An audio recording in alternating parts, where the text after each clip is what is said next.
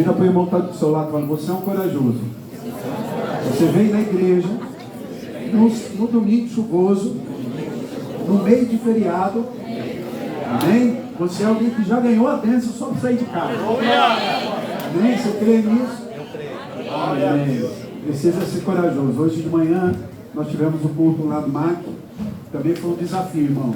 Porque além disso, ainda era de manhã, com chuva, né? Aí o povo ainda foi. Não foi todo mundo, porque também eu creio em milagre, mas foi uma grande parte. Amém? O pessoal desafia e vai. Feche os teus olhos por um instante. Se conecte em Deus agora. Pensa nele. Nós acabamos de adorá-lo, acabamos de dizer que nós nos lançamos aos seus pés. Nós nos lançamos nos seus braços, nos rendemos aos seus pés. Coloca a tua vida agora nele. Pai de amor, nós precisamos do Senhor. Se não for o Senhor por nós, Senhor, como e o que nós faremos? Então eu te peço, Deus, que agora o Senhor fale conosco. Abre as janelas dos céus e venha ao encontro do nosso coração. Ministra sobre nós agora, Pai. Toma a minha vida nas tuas mãos. Que apesar de mim, o Senhor fale conosco. Porque ao Senhor seja toda a honra, toda a glória e todo o louvor. Que a palavra venha ao encontro do nosso coração, como espada, separando alma e espírito, junta e medula. Como, Senhor Deus, uma semente que caia na boa terra do nosso coração. Venha produzir a 30, a 60 e a 100 por um.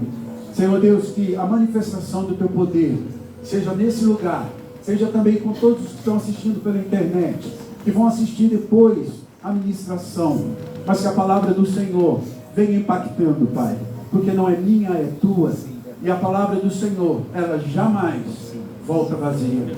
Então aquilo que o Senhor tem para ministrar, ministra agora, com poder e grande glória, em nome de Jesus. Amém. Antes de você sentar, abre a tua Bíblia comigo no livro de Êxodo, capítulo 3, verso 14. Amém? Irmão, será que podia desligar esse negócio aqui para mim? Por favor, irmão, eu estou tremendo de frio. É que eu perdi minha capa. Eu perdi minha capa e eu fico muito frio. A capa pesadinha, 63 quilos. Né? Então, agora eu fico com frio. Vamos lá, Êxodo 3, 14. Diz assim a palavra do Senhor. Deus disse a Moisés: eu sou o que sou. E disse mais: assim você dirá aos filhos de Israel: eu sou, me enviou. Amém? Pai, fala agora, em nome de Jesus. Pode se sentar, amém? Obrigado, meu irmão. Sabe, queridos, essa é uma declaração das mais fortes da Bíblia. É uma declaração poderosa de Deus. É a primeira vez que Deus se intitula, que Deus dá um nome, que Deus diz algo para que seja identificado. Quando Moisés aqui está diante de Deus, depois de 80 anos de vida, 40 anos no Egito, depois 40 anos no deserto, agora Deus volta a chamar Moisés, para colocar Moisés no lugar certo, para tirar Moisés de lugar de pastor, de estar cuidando das ovelhas do sogro, agora para colocá-lo numa posição onde ele foi formado, na posição onde ele foi preparado para ser líder de uma nação. E agora ele está indo diante de Deus, diante do Senhor, e o Senhor desafia para que ele vá falar com o faraó, para que ele possa libertar o povo. E Deus diz: eu vou tirar vocês com mão forte, eu vou ser com você, Moisés. Moisés começa a falar colocando várias objeções, e Deus vai quebrando todas. Cada um que ele falava, Deus falava tal coisa: precisam, sou duro de boca, levarão, né? Eu não sei fazer. Deus mostra a serpente, o cajado virar serpente, depois a serpente virar cajado. Deus vai falando com ele. Aí ele vira e fala assim: No nome de quem eu vou chegar lá? No nome de quem eu vou dizer? Porque Faraó era, na época, o líder mais poderoso do mundo. Era a nação mais poderosa. E ele diz, eu vou chegar lá no nome de quem? Eu não posso chegar lá e falar, eu vou no nome do Moisés, do Moisésinho lá, né? Eu vou chegar no nome do Moisés, que foi criado aqui, que faz 40 anos que eu saí, a galera que estava comigo, da minha geração, a grande maioria morreu. Deus vira para ele e fala, você vai dizer para ele, eu sou o que sou, te mandou. E essa declaração é Deus dizendo, eu sou poderoso em mim mesmo, não há nenhum outro mais poderoso. Eu sou aquele que supre todas as coisas, eu sou aquele que toma a frente, eu sou o provedor, eu sou o cuidador, eu sou o que sou, eu não dependo de ninguém nem de nada. E ele está dizendo, você vai chegar lá, e você vai dizer isso para ele, e ele vai ver que o grande eu sou tirou o povo de lá. Amém, irmãos? Amém. Esse nome é isso que quer dizer. E você vai ver Deus declarando muitas passagens, Deus dizendo que ele era, Deus dizendo que ele era o Jeová Rafá, o Deus que cura, que ele é o Jeová Nissi, o Senhor é a nossa bandeira, ele é o Jeová Sabaô, o Senhor dos exércitos, ele é o Jeová Jirê, o Deus da provisão. E ele diz vários eu sou. E o povo de Israel cresceu, viveu, nasceu, sabendo quem era Deus, que Deus era o grande eu sou.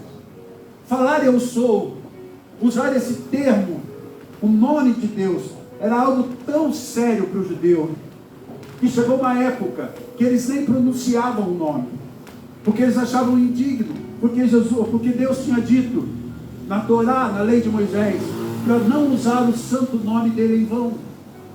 Então o povo tinha medo até mesmo de falar o nome de Deus. Chamavam ele de Altíssimo, de Senhor, de Poderoso, mas ninguém chamava eu sou. Mesmo quando eles escreviam, transcreviam o que a Torá dizia, quando chegava no nome do eu sou, eles tinham respeito.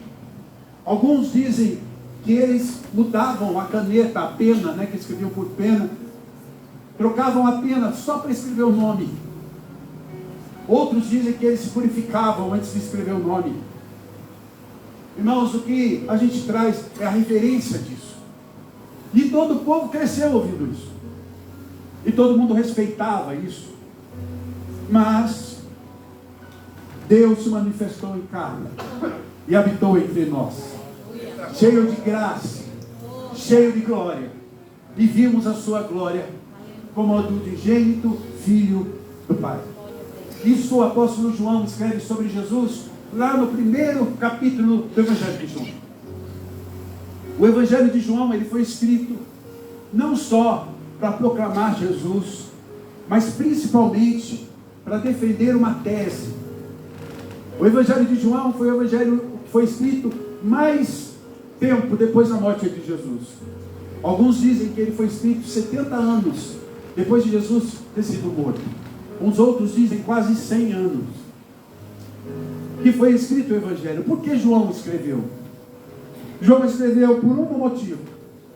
João estava defendendo uma tese, defendendo algo que estava sendo proclamado entre as igrejas, que Jesus não era Deus, que Jesus era um enviado, era um anjo, mas não era Deus. Eles estavam negando a divindade, negando a trindade. E aí João começa a escrever o Evangelho, mostrando Jesus como Filho de Deus, mostrando Jesus e a sua divindade, mostrando quem era Jesus. E quando você lê o Evangelho, você vai ver que o prisma de João, que era um profeta, amém? João foi o que viu na ilha de Patmos toda a revelação do Apocalipse. João era um profeta com visões.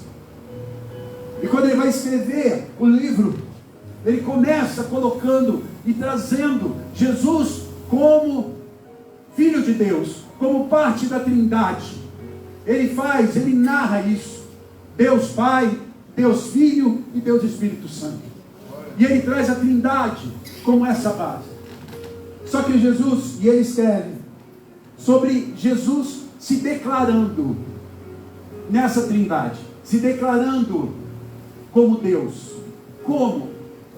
Quando Jesus afirma diante das pessoas e dos fariseus, e ele declara: eu sou. Quando ele declara eu sou, ele está confrontando todo o ensino que o povo tinha. Por quê? Porque eu sou era algo tão sério. Falar eu sou era algo tão santo, que nenhum homem poderia citar o nome dele dessa forma. E Jesus, ele cita 7 vezes no livro de João. João escreveu 7 vezes a declaração de Jesus, ele dizendo: eu sou. Em determinados momentos, Jesus declarava isso. E quando ele declarava isso, é porque estava perto de uma mudança. Por quê? Porque todas as vezes que eu vou para Deus e eu entro nesse nome, eu recebo da bênção que aquele nome tem. Eu já falei para vocês uma outra vez que o nome de Deus não é uma qualidade, não é um nome, mas é um lugar que eu entro nele. Está entendendo, irmãos? Quando eu digo Jeová Rafa, o Deus de cura, não é simplesmente dizendo Deus é um Deus que cura. Mas quando eu recebo a bênção da cura, não é só quando eu falo, mas é quando eu entro nesse lugar, onde eu me escondo em Deus, onde Ele é Rafa, o Deus que vai me curar. Oh, glória! E o poder do grande eu sou se revela em minha vida e eu sou curado. Quando Jesus faz as declarações, ele fala 7 vezes sobre isso. Todas as vezes que ele traz uma declaração dessa, o ambiente muda, a atmosfera muda, o milagre é estabelecido, a verdade é tocada.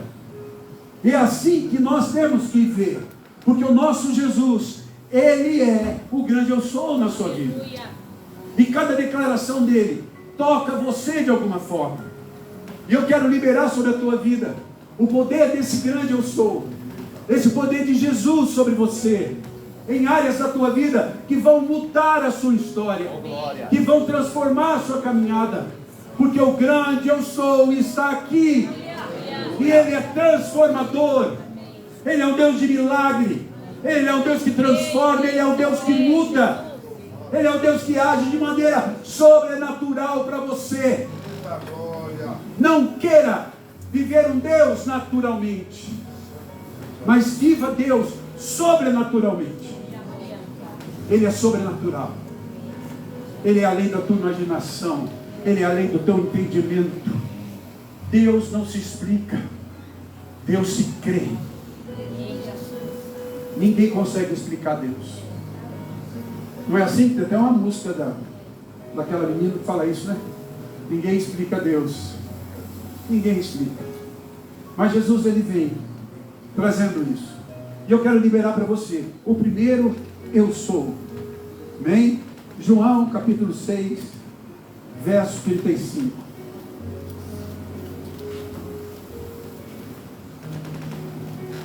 Jesus declara: eu sou o pão da vida.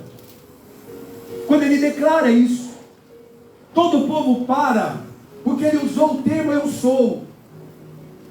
E todos param para olhar para ele, ele diz: eu sou o pão da vida. Se você ler o contexto, você vai ver que ele está falando do maná.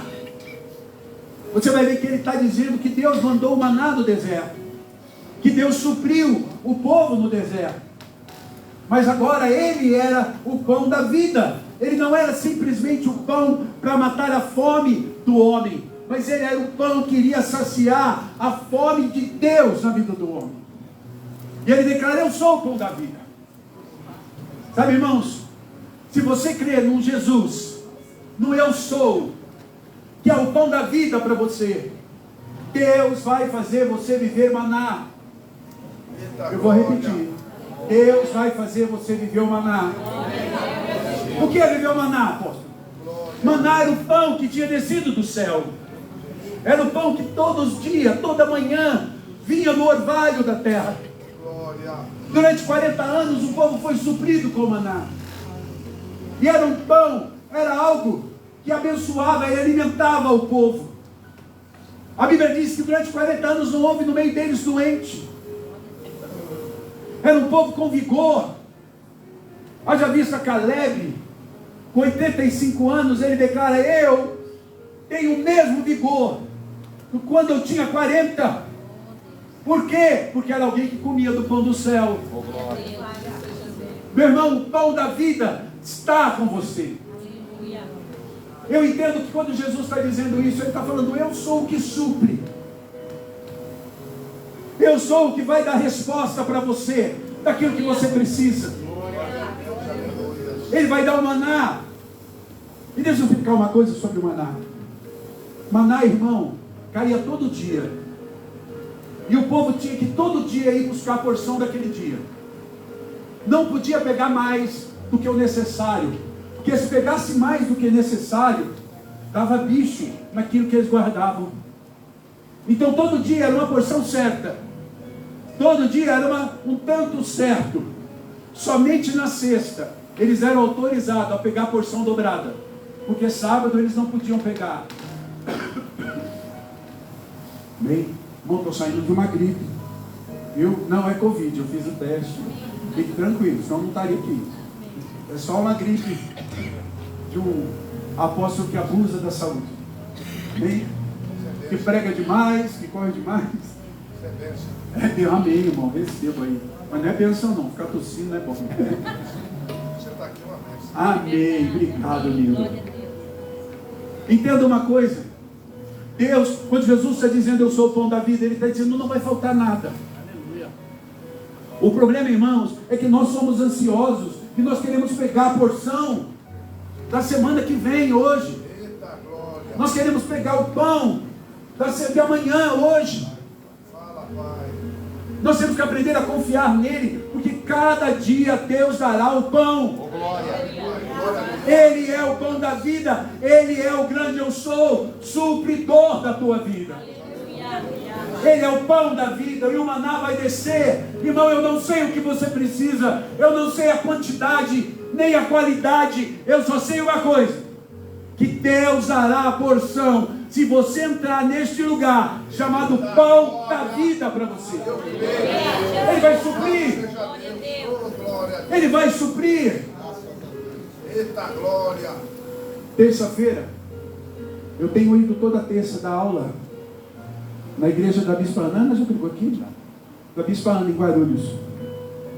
Toda terça eu vou lá. E terça-feira eu estava sem dinheiro. E eu precisava abastecer o carro para ir para lá. E eu estava com a Silvana no carro. Falei: Silvana, eu estou sem dinheiro nenhum. Então vamos colocar combustível com o cartão da igreja.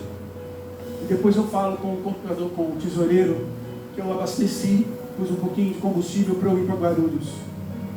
Ela falou: tá bom. Não é algo muito que eu gosto de fazer, mas vamos fazer. Não tinha dinheiro mesmo.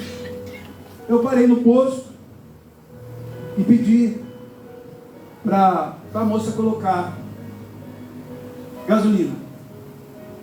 E aí ela falou, eu falei: põe o dinheiro, falei quanto queria que colocasse. E a moça foi pôr. Eu virei para a Silvana do meu lado e falei: me dá o cartão, então, o cartão fica com ela, para eu poder abastecer. Aí ela procura na bolsa, procura na bolsa, procura na bolsa. Naquilo que é um buraco negro que eles chamam bolso de mulher. Que não importa o tamanho. Eu, de tanto brigar, a bolsa dela é desse tamanho, mas perde do mesmo jeito que se fosse uma mala. E ela tirava as coisas, tirava. Eu não sei onde está o cartão. E ela: eu não sei onde está. E abre bolsinha, e abre outra bolsinha, e abre negócio, põe a mão no bolso, tal. Eu falei: Jesus, o que eu falo para o frentista agora? Eu não tenho um tostão, seu cartão da igreja, vou ter que pedir para alguém vir aqui e pagar para mim. E eu falei, Senhor, eu estou indo para pregar. Então o Senhor se vira. Me faz pensar em alguém que possa me ajudar. Eu acabei de dizer isso. Meu celular fez. Eu olhei, era a bispa Ana, apóstolo, estou te mandando uma oferta para o senhor pôr gasolina para vir para o culto. Eita glória!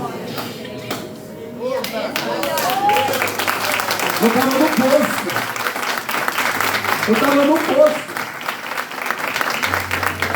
Eu abri o aplicativo, mostrei para a Silvana. Ela falou, Deus é um Deus de provisão. Eu falei, quando a gente está no eu sou o pão da vida, Deus vai suprir tua vida poderosa. Ele é o eu sou e Ele está aqui. Aleluia. Eu amo esse Jesus. João 8,12 é o segunda declaração. Jesus diz, eu sou a luz do mundo. Quando Jesus está dizendo isso, Ele está dizendo que o mundo está em trevas. E que o fato de nós sermos luz, nós estamos trazendo e brilhando ali. Ele é a luz. Ele vai iluminar. Irmãos, as trevas nunca vencem a luz. Por menor que seja a luz, ela vence as trevas. Se nós apagarmos todas as luzes aqui da igreja, e você acender um fósforo aqui, você vai iluminar. Por quê? Porque a luz vence as trevas. Amém? Não importa. Quando eu tenho o Senhor sendo minha luz, as trevas não vão derrotar. Agora não basta eu ter Jesus como minha luz. Ele também diz que nós somos luzeiros. Nós somos aqueles que brilham. Nós refletimos a luz de Jesus. Você precisa aprender a refletir essa luz, aonde você estiver. Jesus diz que a luz, ela tem que estar em lugar alto, onde as pessoas podem olhar, podem ver. Ele diz, a luz tem que ficar, o candeeiro tem que ficar em lugar alto, para todo mundo ver a luz. Se você quer viver isso, se você quer ver o Senhor e vencer as trevas, sabe, irmãos, há muitas pessoas que estão envoltas em trevas, mesmo estando dentro da igreja, estão vivendo situações, vivendo momentos, em que a pressão que dá é que o diabo está mandando, que o diabo está vencendo. Sabe, irmãos, o Senhor já te capacitou para mudar essa história. E essa história vai ser mudada de um jeito, quando você declarar que o eu sou é a tua luz. Quando nós vamos para Ele e entramos nesse lugar, Ele ilumina a minha vida, Ele me ajuda a brilhar. E aonde eu brilhar, as trevas que me cercavam, elas vão ter que fugir. Como que eu faço brilhar minha vida, apóstolo? Só há um jeito, é quando eu me aproximo da luz. Entenda uma coisa, querido, aqui para eles luz está relacionado a fogo. Eles não tinham luz elétrica. Luz para eles era fogo. O candeeiro, a lâmpada, ela punha óleo e punha fogo e iluminava. Era o lampião, né? Então quando ele está dizendo aqui, ele está dizendo, olha, eu sou a luz do mundo, eu sou o fogo que você precisa para você vencer as trevas que se levantam contra você. Como que esse fogo vai pegar em mim? Quanto mais próximo eu estiver da fogueira, mais fácil a brasa pega fogo. Irmão, brasa fora da fogueira vira carvão. Mas quando eu estou lá, o fogo pega em mim. E aquela pequena brasa, ela faz uma grande diferença. O livro de Salmos diz que uma centelha, uma faísca só, um grande fogo faz. Você precisa desse fogo. Se você está vivendo dias em que as trevas estão se cercando, clame por esse fogo. Clame pela luz do mundo. Entre nesse lugar, porque o grande eu sou, que a luz do mundo está aqui. Ele pode mudar a sua vida nessa noite. Lá em João 10, Jesus faz a terceira declaração. Ele diz: eu sou a porta das ovelhas. Ele está citando aqui, dando como exemplo, ele como pastor, e a porta das ovelhas ali. O que é a porta da ovelha? É a porta da salvação. Eu sempre digo isso: salvação é uma porta, santidade é um caminho. Eu tenho que passar pela porta das ovelhas, é a salvação.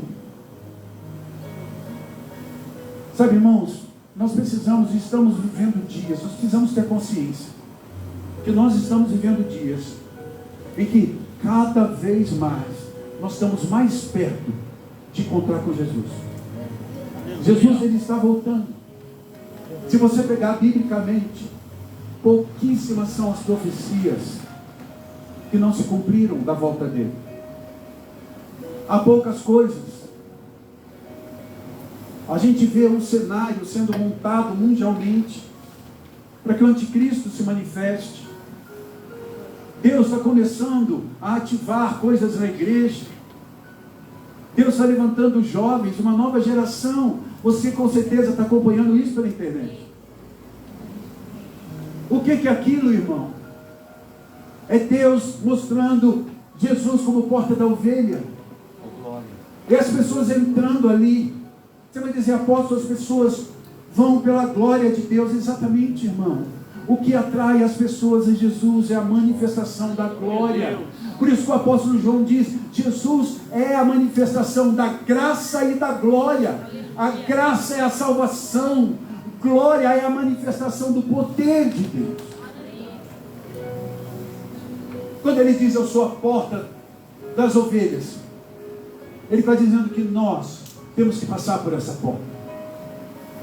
Sabe, irmãos, às vezes eu fico meio assustado de ver na igreja pessoas que muitas vezes a gente julga que está salvo, e de repente você vê atitudes que você duvida disso. Às vezes você vê coisas que você fala: será que está salvo mesmo? Um crente não faria isso. Alguém que tem salvação não diria isso. Sabe, irmãos, passar por essa porta da ovelha é se sujeitar ao Senhor, é deixar o Senhor mudar a minha vida. A porta das ovelhas fala de arrependimento, fala de confissão e também fala de mudança. Se você ainda não passou por essa porta, essa é a noite para você passar. Oh, glória. Minha pergunta para você, irmão: não precisa manifestar de jeito nenhum. Você tem certeza da sua salvação? Se a trombeta tocasse agora e a igreja subisse agora com Jesus, o que dentro de você o Espírito diz? Que você subiria ou que ficaria? Ninguém pode medir isso, apenas o Espírito Santo. Apenas o Espírito em você sabe se passou pela porta das ovelhas ou não. Irmãos, e esse é algo muito sério. Muito sério. Nós temos que parar de brincar de igreja. Nós temos que parar de brincar de ser crente. Nós precisamos tomar atitudes, posicionamentos na nossa vida. Nós precisamos romper com outras portas, com outras saídas, com outras fugas. e entrar pela porta da ovelha e dizer: Senhor, me ajuda a me arrepender, me ajuda a confessar, me ajuda a mudar, porque eu quero viver esse tempo de salvação. Quem está entendendo isso? Talvez você nunca fez essa oração, e daqui a pouco nós vamos poder fazer. Ou talvez você já fez um dia, mas está tão distante de Deus. Talvez você já fez isso um dia e ainda está tão longe. Ainda está vivendo uma vida de pecado, uma vida de engano.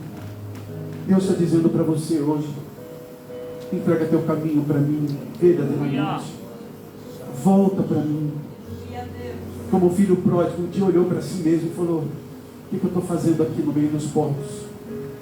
Eu vou me levantar, eu vou voltar para a porta da ovelha, porque lá eu vou encontrar com meu Pai. Jesus fala em João 10, verso 11: eu sou o bom pastor. E ele diz: o bom pastor dá vida pelas ovelhas.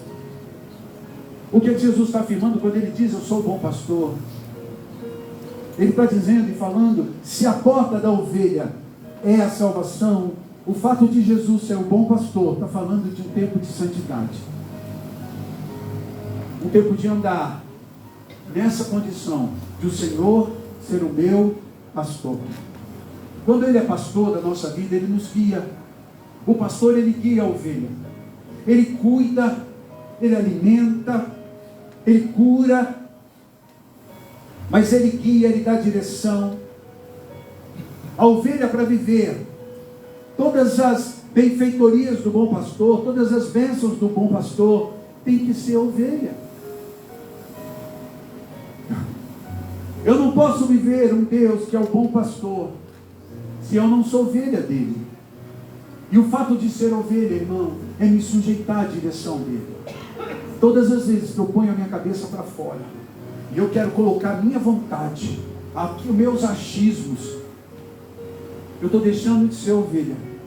Eu estou deixando de sair desse lugar chamado eu sou o bom pastor, para entrar no lugar de rebelião. Quando ele está dizendo eu sou o bom pastor e você precisa desse bom pastor, é entregar sua vida para Ele genuinamente, não só por salvação, mas entregar para que Ele cuide de você. Ele vai tirar os carrapichos, Ele vai tirar os parasitas, Ele vai tirar os galhos que ficam grudados na lã, Ele vai tirar as pedras que grudam no casco da ovelha. Ele vai te levar a pastos verdejantes, Ele vai te levar a águas tranquilas. Entre nesse lugar e deixa Jesus ser o bom pastor da tua vida. Se renda a Ele e diga: Senhor, eu preciso entrar nesse lugar onde o Senhor é meu bom pastor, porque se eu não entrar ali, se eu não chegar ali, Senhor Deus, eu nunca vou conseguir viver tudo que o Senhor tem para mim. Olha aqui para mim, presta atenção numa coisa: somente aqueles que entram no eu sou o bom pastor vivem plenamente o poder do Evangelho.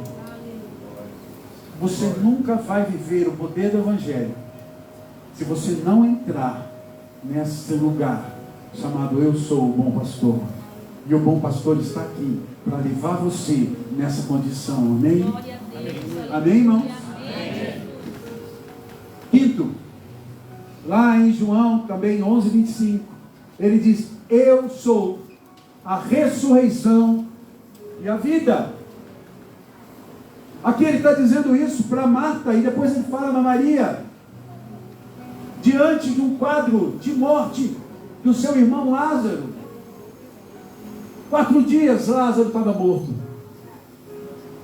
4 dias, o sonho, o recurso, a bênção. Por quê? Porque a Bíblia não fala se Marta e Maria tinham maridos. Falam da preocupação delas com o irmão, e provavelmente era só ele. Então, pela lei judaica, Lázaro era o provedor daquela casa. Lázaro era o responsável por cuidar das irmãs. Toda a expectativa daquelas mulheres estavam em Lázaro como cuidador da casa. Lázaro com aquele sacerdote na casa. Elas esperavam isso dele. De repente ele morreu. A impressão que dá é que Jesus se atrasou. Sabe, irmãos, há muitas coisas na nossa vida que o Senhor permite que morra. Há coisas que Ele vai permitir que acabe. Há coisas que Ele vai dizer basta. E isso é difícil de ouvir. Porque a gente tem sonhos, esperanças. E de repente Deus vem e fala assim: chega, para de fazer isso. Acabou, morreu.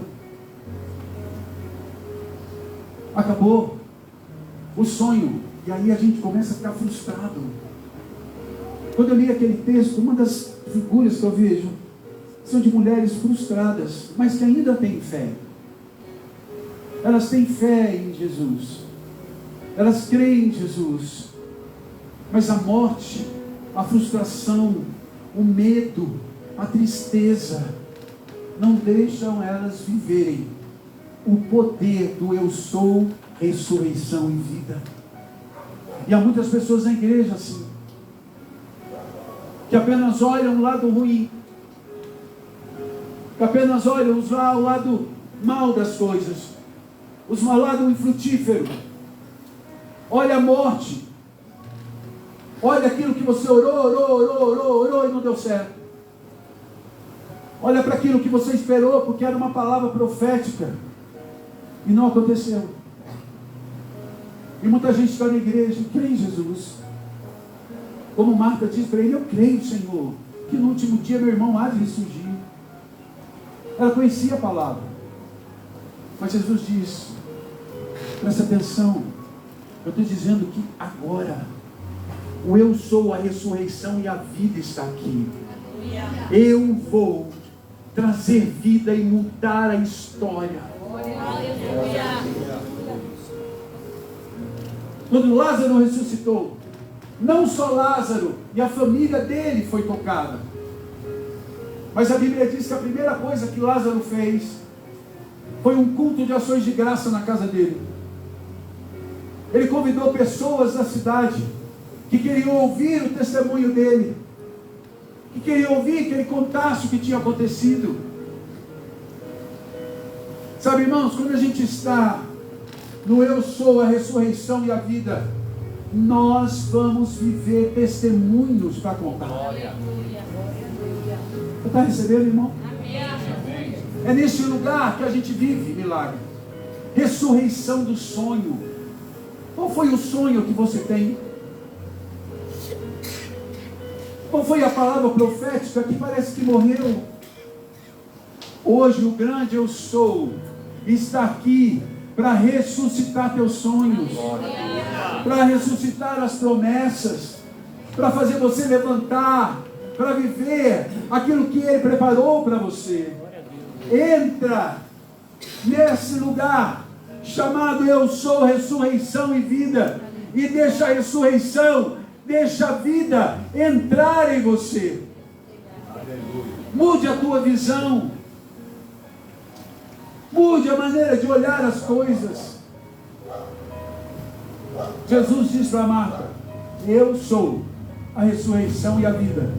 E Ele vai dizer: se você crê em mim, aleluia, você vai ver a glória de Deus. Aleluia. Irmão, entre nesse lugar para você viver a bênção. Amém? Amém. Aleluia. Sexto, João 14:6. Jesus declara: eu sou o caminho, a verdade e a vida. Essa declaração ainda é mais profunda do que todas as outras. Quando ele está dizendo eu sou o caminho, a verdade e a vida, ele está apontando para o tabernáculo. Nós não entendemos. A nossa visão de tabernáculo é aquela tenda no meio do deserto. que a gente já viu um desenho, que a gente já viu um filme.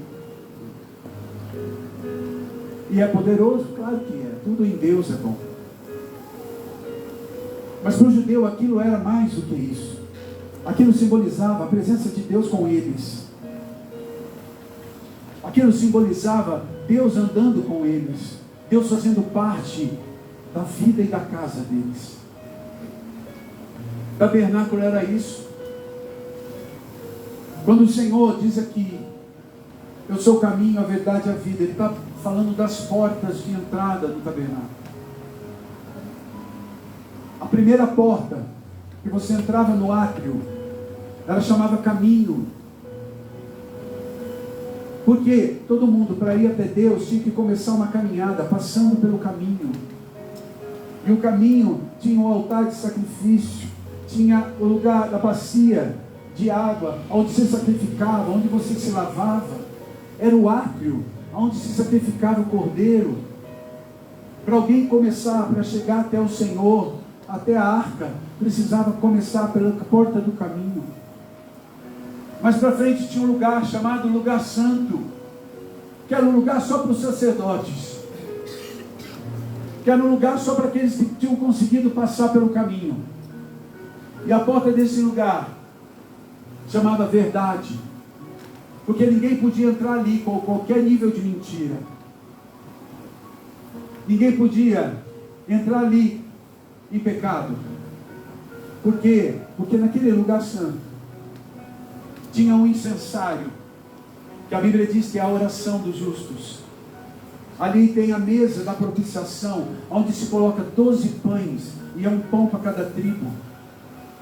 E ali também tinha a menorá, ou o candelabro, que era aceso, que representa o Espírito Santo.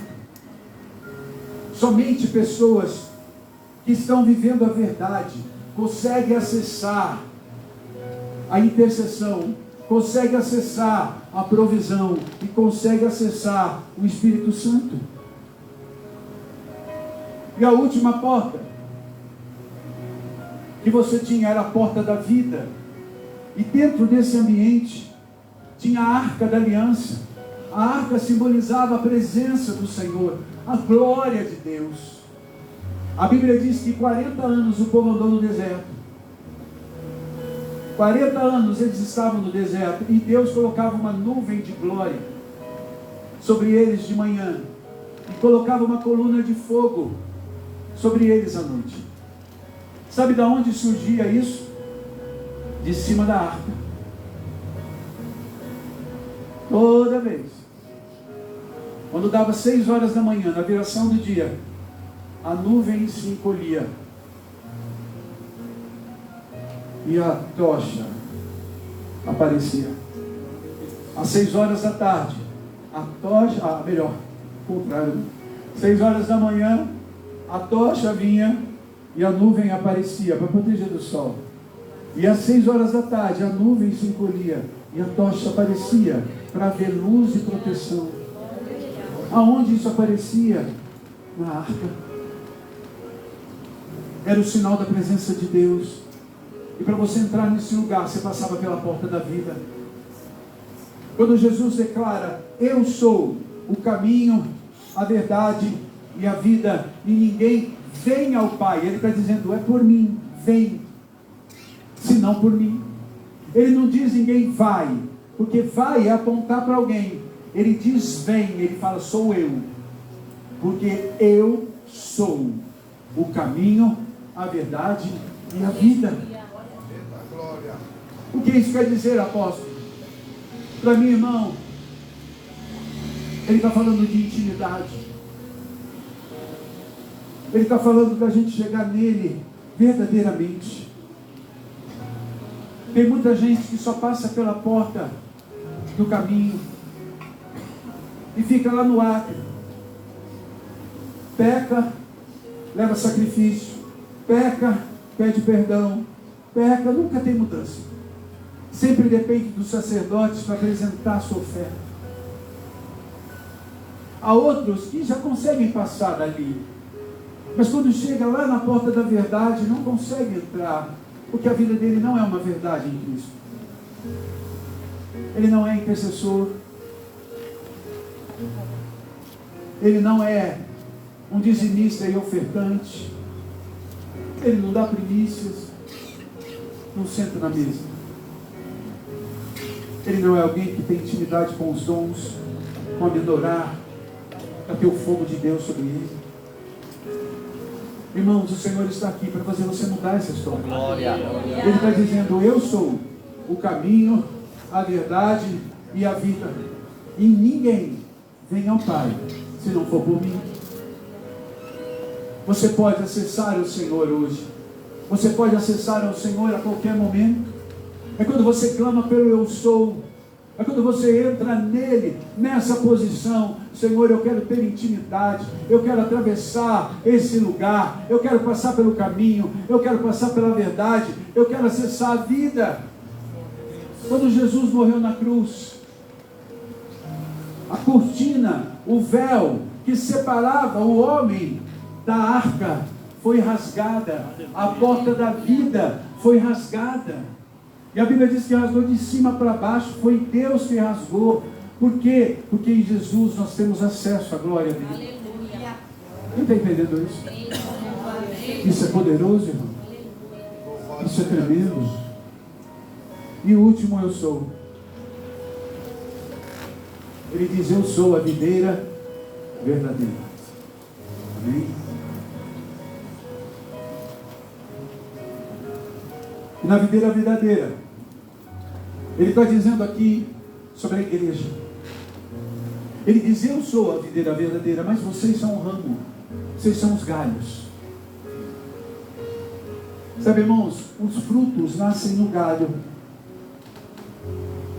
Ele não falou: eu sou a jabuticabeira, porque o fruto da jabuticaba nasce no caule. E ele diz: não, vai nascer de vocês.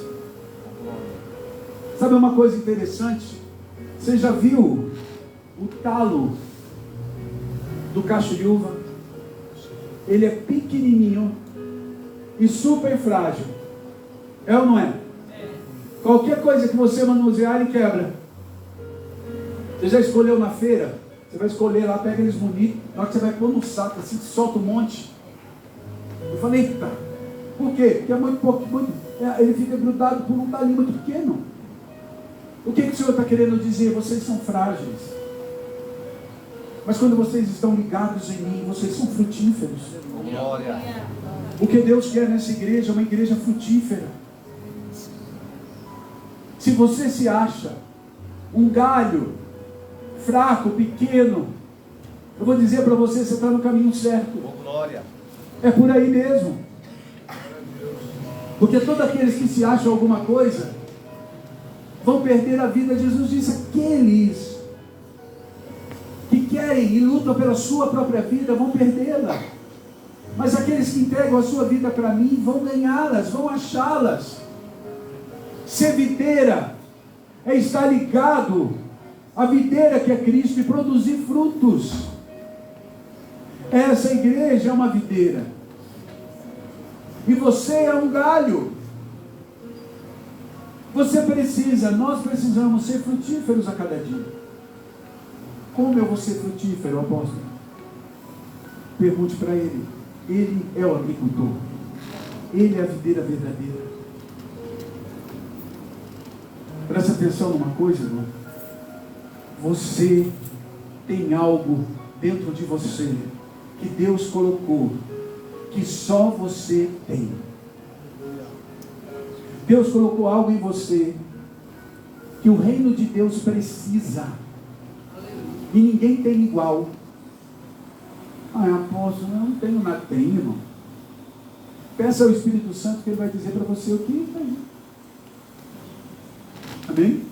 Amém. Eu não sei fazer nada. Sabe? Você sabe convidar. Você sabe falar. No mínimo você sabe testemunhar. No mínimo você sabe ter uma vida reta. A nossa vida prega mais do que a nossa boca. Verdade. O nosso testemunho, ele é mais poderoso do que aquilo que você fala. Quando eu estou ligado na videira, eu vou ser frutífero, meus galhos estão ligados nele, meus frutos vão produzir. Não importa a quantidade de fruto, irmão, importa que os frutos sejam para ele. Amém? Amém? Quando você começa a dar fruto, ninguém segura você. Olha para o irmão que está do lado e diga: você precisa começar a dar fruto. Se você começar, a coisa vai começar a acontecer. Aleluia. Por quê? Porque eu vou dar fruto, porque eu estou ligado na videira, eu estou grudado aqui nele. E quando eu estou grudado nele, o que acontece? Eu vou produzir fruto aqui. Quando eu desconecto dele, eu fico sozinho. E aí a Bíblia diz que o galho sozinho ele seca. E para nada presta, a não ser para jogar no fogo. Entre nesse lugar onde Jesus diz: eu sou a videira verdadeira. 7 manifestações da divindade de Deus. Do lugar em Deus que eu posso entrar em Jesus. Para viver aquilo que é a palavra de Deus, aquilo que o Evangelho me garante. Não é apenas uma declaração, é um lugar onde eu tenho que ir. Glória. Qual é o lugar que você precisa entrar nessa noite? Talvez você entrou em algum lugar e há muito tempo você deixou de estar caminhando junto. Talvez um dia você experimentou ter entrado nesse lugar onde Jesus é a videira verdadeira. E você foi frutífero naquele ministério. Mas de repente, por tantas situações, você se desconectou. O Senhor está hoje dizendo para você: volta de novo. Aleluia. Não para o ministério, mas para mim. Eu sou a videira verdadeira. Talvez você esteja vivendo um dia difícil financeiramente. Esses meses, começo do ano, é tão complicado. Mas sabe, irmãos, entre no lugar onde Ele é o pão da vida. Porque é nesse lugar que haverá provisão. Quem entende isso? Fique em pé, eu quero orar com você. Glória! Jesus maravilhoso. Aleluia. Põe a mão sobre o teu coração agora. E olha para dentro de você. Olha para dentro do seu coração. Pergunta para o Espírito Santo: aonde você está? E aonde Ele quer que você entre? É óbvio que o Espírito Santo vai dizer para você entrar nesses 7 lugares. Mas hoje há um lugar especial. Há um lugar secreto, onde o Senhor quer se manifestar na tua vida, onde Ele quer entrar e Ele quer manifestar o grande eu sou sobre você. Qual é o lugar? Espírito Santo, eu quero te pedir, vem Espírito agora e tome o teu lugar na nossa vida. Espírito, eu quero te pedir agora, leva-nos a um lugar secreto em Ti, ao lugar onde o grande eu sou se manifesta, onde, Senhor, nós vamos receber a revelação dessa palavra por completo em nosso espírito, em nossa alma e em nosso corpo. Leva-nos, Senhor Deus, a vivermos essa porção tão poderosa. Espírito Santo, confessa para Ele, confessa para Ele. Eu quero convidar você, como um ato profético, você sair do lugar onde você está e dizer: Senhor, eu estou entrando nesse lugar em Ti. Diga para Ele qual é. Talvez seja mais de um. E diga: Senhor, nessa noite eu me coloco lá agora. Eu peço minha ajuda. Esse é o lugar onde você vai estar. Eu te convido a sair do teu lugar e vir aqui na frente. Ninguém vai orar por você. Ninguém vai pôr a mão em você. Porque eu entendo que é uma coisa entre você e Deus. É uma intimidade sua com o Senhor. Jesus, o grande eu sou está aqui. Jesus, o grande eu sou está nesse lugar. Você sabe o lugar que você tem que acessar nele nessa noite. Você sabe o lugar que você tem que entrar nele. Não é vergonha dizer, Senhor, eu preciso. É honra dizer para ele, Pai, eu preciso entrar neste lugar para eu receber a tua porção. Enquanto os irmãos vão ministrando, se você sentir, venha para o altar e diga isso para o Senhor, em nome de Jesus.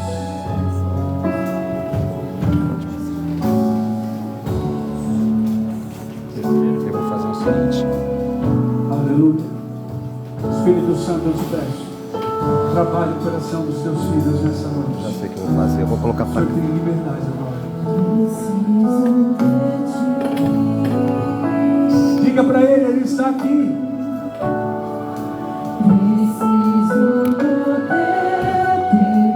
Aleluia.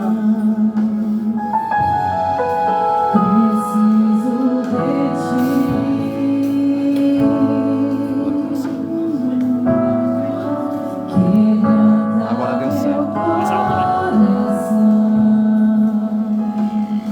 Fale para ele, querido.